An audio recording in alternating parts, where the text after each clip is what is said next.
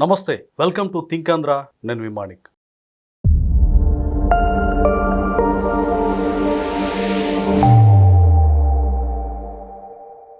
ఆంధ్రప్రదేశ్లో ప్రస్తుతం వైఎస్ఆర్సీపీ యుద్ధ వాతావరణాన్ని తలపిస్తూ ఉంది. ఆ పార్టీ నేతలు కీలక వ్యాఖ్యలు చేస్తూ ఉన్నారు. అందులో భాగంగానే డిఎస్సీ మీద నిరసనలు చేస్తూ పోలీసు వారికి పూర్తి స్థాయిలో యాంటీగా వాళ్ళని నెట్టుతూ తోసేస్తూ ఒక రకంగా వాళ్ళని ఇబ్బంది పెడుతూ ఒక స్టేట్మెంట్ పేరుని నాని ఇచ్చాడు. ఏమని అంటే, మహాభారతంలో శిశుపాలులాగా 100 తప్పులు చేసినట్టుగా కూటమి ప్రభుత్వం చంద్రబాబు నాయుడు గారు తప్పులు చేస్తా ఉన్నారు. కొడుకును వెనకేసుకొస్తూ కొడుకుని కాపాడడానికి డిఎస్సిలో జరిగినటువంటి అక్రమాన్ని కప్పిపుచ్చేందుకు ప్రయత్నిస్తున్నారు. మా తడాక చూపిస్తాం వచ్చాక మేమేంటో తెలియజేస్తామంటూ పేరు నాని, కొడాలి నాని వీళ్ళందరూ కూడా తీవ్ర వ్యాఖ్యలు చేశారు. మరి దీనికి సంబంధించి పూర్తి విశ్లేషణ మనతో పాటు అందించడానికి మనతో పాటు ఉన్నారు ప్రముఖ రాజకీయ సామాజిక విశ్లేషకులు, సీనియర్ జర్నలిస్ట్ డివి శ్రీనివాస్ గారు. వారిని అడిగి మరిన్ని విషయాలు తెలుసుకుందాం. నమస్కారం సార్. నమస్తే సార్. వైసీపీ నేతలు ఒక రకంగా శృతి మించినట్టుగా కొంచెం దాడి పెంచినట్టు అర్థమవుతా ఉంది. తగ్గేది లేదు అన్నట్టుగా డిఎస్సిలో అక్రమాలు జరిగాయంటూ లోకేష్ గారిని టార్గెట్ చేస్తూ, చంద్రబాబు నాయుడు గారిని, పవన్ కళ్యాణ్ గారిని టార్గెట్ చేస్తూ వాళ్ళు వ్యాఖ్యలు చేస్తా ఉన్నారు. ఒక అడుగు ముందుకేసి పేరు నాని అయితే హోమ్ మినిస్టర్ కూడా ఆమె చేతగాని మంత్రి, ఆమె గురించి మాట్లాడడం వేస్ట్ అని అనాల్సిన అనేసి ఇది గతంలో ఉప ముఖ్యమంత్రి గారి అంటూ అశ్వత్థామ అతహ కుంజరహ అని చిన్నగా అన్నట్టుగా మాట్లాడారు. సో అంటే చాలా ప్రాంతాల్లో డిఎస్సి మీద నిరసనలు చేస్తా ఉన్నారు. పోలీసు వారి అనుమతి లేకుండా కూడా వాళ్ళు సొంతంగా ఇదిగో మా ప్లేస్ లో పెట్టుకుంటున్నాం, మీకేంటి నొప్పి అన్నట్టుగా వాళ్ళు మాట్లాడుతూ ఉన్నారు. టోటల్ ఈ ఎపిసోడ్ మనం ఏ విధంగా చూడాలంటారు సార్? రెండు అంశాలు. ఒకటి పేరుని నాని కామెంట్స్, రెండోది వైసీపీ డిఎస్సి పైన చేస్తున్న ఆందోళనలు, ఈ ఘర్షణ, ఈ ఉద్రిక్త వాతావరణం. ఏమన్నారు పేరుని నాని? శిశుపాలుడు 100 తప్పులు చేసినట్టుగా కుటుంబ ప్రభుత్వం అలాగే చేస్తుంది. అంటే ప్రధాని మోడీతో 5 చోట్ల 5 సార్లు శంకుస్థాపనలు, ప్రారంభోత్సవాలు. 5 తప్పుల ఒక 30 సార్లు 30 మంది కేంద్ర మంత్రులు 30 చోట్ల ప్రారంభోత్సవాలు, శంకుస్థాపనలు. 30 తప్పుల ఇవన్నీ కౌంట్ చేసుకుంటున్నారంటారా? ఇవి తప్పుల పేరుని నాని దృష్టిలో, అంటే వైఎస్ఆర్ కాంగ్రెస్ పార్టీ దృష్టిలో, జగన్ దృష్టిలో ఒప్పు తప్పు, తప్పు ఒప్పు. అంటే ఒప్పే వాళ్ళ దృష్టిలో తప్పుగా కనిపిస్తుంది వాళ్ళకి, తప్పే వాళ్ళ దృష్టిలో ఒప్పు. అంటే లోకానికి భిన్నంగా ఉంటున్నారు. అంటే ఇప్పుడు అక్రమ అరెస్టు అంటారు, అంటే అది సక్రమ అరెస్ట్ కింద లెక్క. అంతే కదా సార్? కరెక్టే. ఇప్పుడు సీదిర్ అప్పలరాజు విషయమే ఈ రోజు మళ్ళీ బెయిల్ పిటిషన్ వేస్తే డిస్మిస్ చేసింది కోర్టు. అది గనక అక్రమ అరెస్ట్ అయితే ఇన్ని మాటు కోర్టు డిస్మిస్ చేస్తుందా? చేయదు కదా. కాబట్టి అది సక్రమ అరెస్ట్ అని తెలియదు కదా. కొడుకు మళ్ళీ బెయిల్ ఇచ్చారు. అప్పలరాజు కొడుక్కి బెయిల్ ఇచ్చి అప్పలరాజుకి ఎందుకు ఇవ్వలేదు? ఇన్ని మాట ఎందుకని డిస్మిస్ అవుతుంది?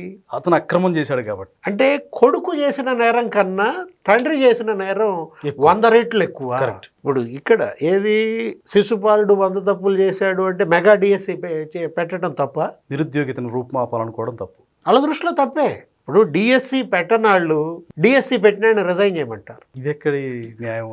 అదే వైసీపీ న్యాయం. అంటే మేం పెట్టలేదు డిఎస్సి 5 ఏళ్లలో, నువ్వు మెగా డిఎస్సి పెడతావా? మీరు ఎలా పెడతారు? 16,341 టీచర్ పోస్టులు నువ్వు రిక్రూట్ చేస్తావా? రిజైన్ చేయి, సిబిఐ ఎంక్వైరీ చేయించు. అది ఏకంగా సిబిఐ ఎంక్వైరీకి ఎందుకు భయపడుతున్నారు మీరు అని కూడా అంటున్నారు. ఇది ఎక్కడి రాద్ధాంతో అర్థం కావట్లేదు సార్. సిబిఐ ఎంక్వైరీకి లోకేష్ ఎందుకు భయపడతాడు?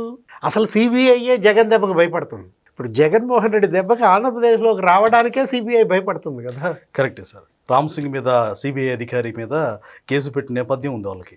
అంటే పులివెందుల దెబ్బకి ఏది రామ్ సింగ్ ఠారెత్తే పరారయ్యాడా?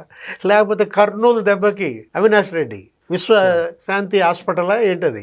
అదే సార్, వాళ్ళ మదర్కి హెల్త్ బాగాలేదని డ్రామాతోటి యుద్ధ వాతావరణాన్ని తలపింపజేశారు. జగన్మోహన్ రెడ్డి నోటెమ్మట సిబిఐ అని కనుక వస్తుంటే సిబిఐ భయపడుతుంది.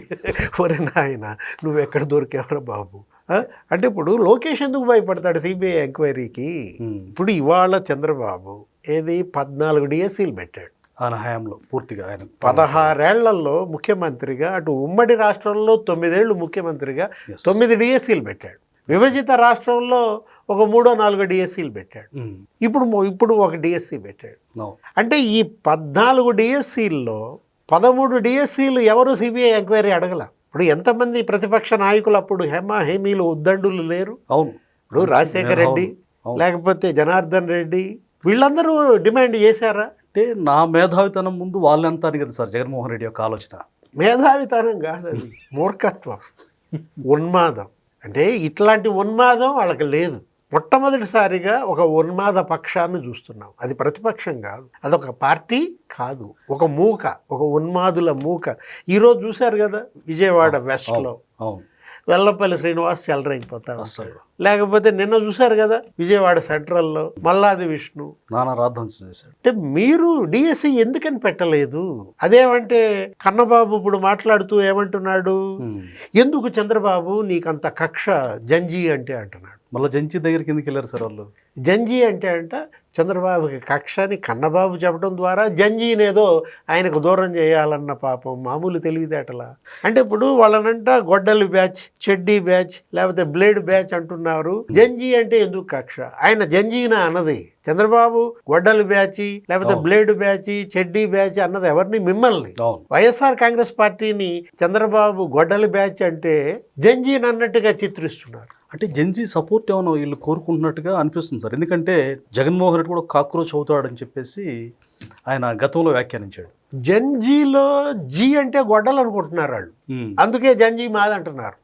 ఓకే, ఇప్పుడు జిడ్ అన్న విషయం మర్చిపోయారేమో సార్. ఆ రోజు గూగుల్ విశాఖపట్నం వచ్చినప్పుడు లోకేష్ బాబు ఏమని ట్వీట్ పెట్టాడు, వైజాగ్లో జీ అంటే మా దృష్టిలో గూగుల్, జగన్ దృష్టిలో గొడ్డలి అన్నాడు. గూగుల్ వర్సెస్ గొడ్డలి అంటే అట్లాగే ఇప్పుడు ఈ జంజీలో కూడా జీ అంటే వాళ్ళు గొడ్డలు అనుకుంటున్నారు. అది జీ కాదురా నాయన, అది జడ్డు. పలికేటప్పుడు జీ అని పలుకుతాం, కానీ అక్కడ రాసేటప్పుడు జడ్ అని రాస్తాం. ఏ జూలో పెట్టాలి వీళ్ళని? వీళ్ళు జడ్ అంటే మళ్ళీ జూ అంటారు. అంటే క్రూర మృగాలు ఇవాళ రోడ్డున పడ్డాయా? మనిషి రోడ్డున పడ్డాడని ఏదో సినిమా తీశాడు అప్పట్లో దాసనారాయణరావు, పాత సినిమా. ఇవాళ జగన్ రోడ్డున పడ్డాడని సినిమా తీయాలా? పాపం లేడు ఆయన, దాసనారాయణరావు ఉంటే తీసేవాడు. అంటే ఇప్పుడు ఇతను ఏ రకంగా సిబిఐ ఎంక్వైరీ అడుగుతాడు దీంట్లో? ఇప్పుడు క్వశ్చన్ పేపర్ ఉందా?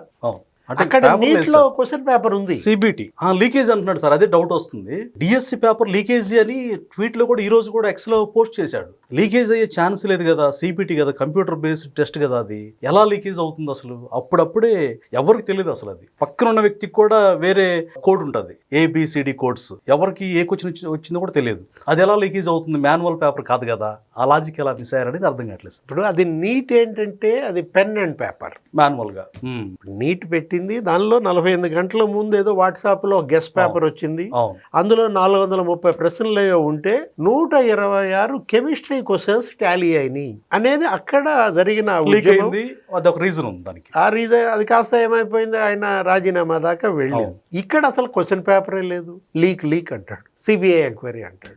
వాళ్ళు తలపట్టుకుంటున్నారు, మేము వచ్చి మేమేం చేస్తాం, అసలు పేపరే లేదు, కంప్యూటర్ బేస్డ్ టెస్ట్, క్వశ్చన్లు రోజుకు క్వశ్చన్ మారిపోద్ది, 43,000 క్వశ్చన్లు, 43,000 క్వశ్చన్లు లీక్ అవుతాయా? లీక్ అయినాయా? ఒకవేళ అయినా నష్టమే ఉండదు, ఏ ప్రశ్న వచ్చిందో ఎవరికి తెలియదు. సార్ ఈ విషయాన్ని వాళ్ళకి బుద్ధి చెబుతూ ఒక రకంగా హైకోర్టు కూడా చురకలేసింది, అప్పటికే సెటరేట్ అవ్వలేదు ఏంటి వాళ్ళు?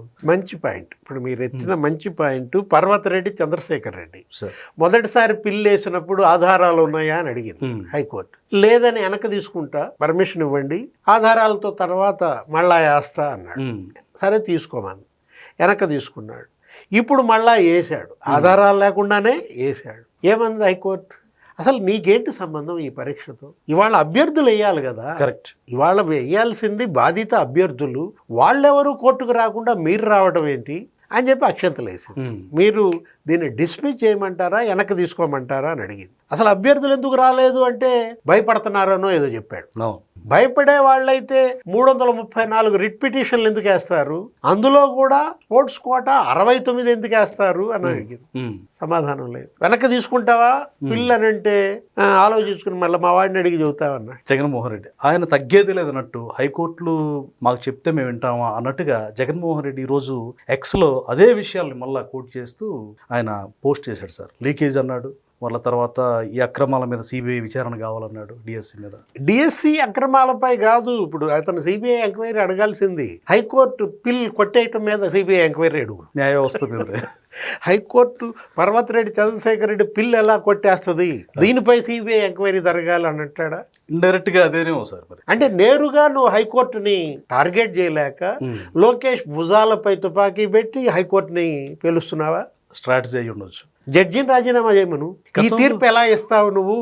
ఏది మా పర్వతరెడ్డి చంద్రశేఖర్ రెడ్డి పిల్లు వెనక్కి తీసుకోమని ఎందుకు చెప్తావు? హైకోర్టు జడ్జి రాజీనామా చేయాలంటాడా? సార్, హైకోర్టు జడ్జెస్ని కూడా గతంలో మీరు హైకోర్టు జడ్జెస్ గురించి మాట్లాడారు కాబట్టి కరోనా అంటించాలి, కమ్మరోనా అంటూ వాళ్ళకు కూడా కులాన్ని ఆపాదించి వాళ్ళని బెదిరించినట్టుగా సోషల్ మీడియాలో భయభ్రాంతులకు గురి చేశారు, జడ్జెస్ని కూడా భయపెట్టే విధంగా. ఇప్పుడు అధికారం లేదు కాబట్టి ఈ విధంగా ఇండైరెక్ట్గా వాళ్ళు టార్గెట్ చేస్తున్నారా జడ్జెస్ని? దాని మీద సిబిఐ విచారణ జరిగింది. ఈ జడ్జీల పైన ఈ వైసీపీ సోషల్ మీడియా చేసిన కామెంట్స్, విదేశాల నుంచి కొంతమంది పెట్టిన కామెంట్స్, అందులో ఈ నిందితులు ఒక 60 మంది ఉన్నారు.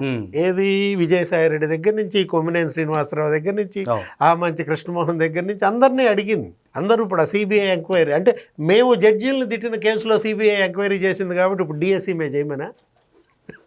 అర్థం కావట్లా. అవును. ఇప్పుడు జగన్మోహన్ రెడ్డి ఏంటంటే నిన్న ముఖ్యమంత్రి మాట్లాడుతూ అది అసలు జంజీ కాదు, అది గొడ్డలి జీ అన్నో ఏదన్నారు. అని హోంమంత్రి ఏమన్నారు? అనిత గాంజా అన్నది.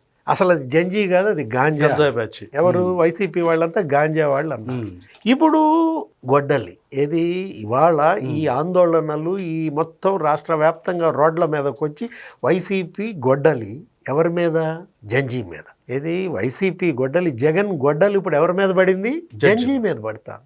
అంటే మొన్నటిదాకా మనం చూసాం 2019 ఎన్నికలకు ముందు ఇదే గొడ్డలి చిన్నాన్న మీద పడింది. చిన్నాన్నని చంపేశారు 7 గొడ్డలి దెబ్బలతో. అసలు చంపేసింది చంద్రబాబు అని చెప్పి నారాసుర రక్త చరిత్ర అన్నారు. ముఖ్యమంత్రి అయ్యాడు. ముఖ్యమంత్రి అయిన తర్వాత జగన్ గొడ్డలి అమరావతి మీద పడింది. ఆ తర్వాత జగన్ గొడ్డలి పోలవరం మీద పడింది. ఆ తర్వాత జగన్ గొడ్డలి విశాఖ స్టీల్ ప్లాంట్ మీద పడింది. ఇక జనానికి చిర్రెత్తిపోయి అసలు ఈ గొడ్డలు ఉండటానికి లేదని చెప్పి మడిచిపెట్టారు. ఇప్పుడు ఏం చేయాలో తెలియక జగన్ గొడ్డలు ఏం చేస్తోంది?